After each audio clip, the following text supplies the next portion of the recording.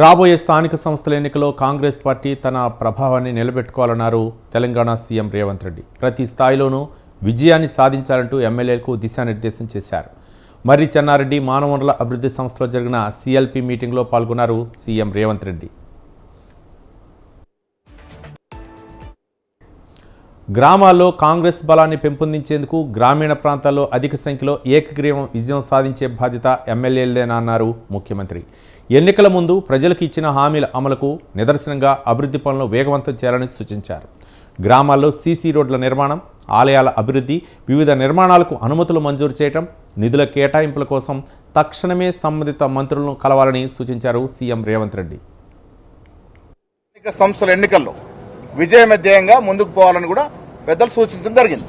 కులగన్న జరిగిన తీరుతెన్నుల మీద ఇంత గొప్ప కార్యక్రమం జరిగింది కాబట్టి సూర్యాపేటలో పెద్ద బహిరంగ సభ చేసి రాహుల్ గాంధీ గారిని ముఖ్య అతిథిగా ఆహ్వానించుకోవాలని, అదేవిధంగా ఎస్సీ వర్గీకరణ మీద మెదక్ జిల్లాలో ఏదో ఒక ప్రాంతంలో మరొక బహిరంగ సభ పెట్టుకుని ఖార్గే గారిని ఆహ్వానించాలని, ఆ ఇద్దరిని ఆహ్వానించడానికి మేము ఇవాళ ఢిల్లీ పోతా ఉన్నాం.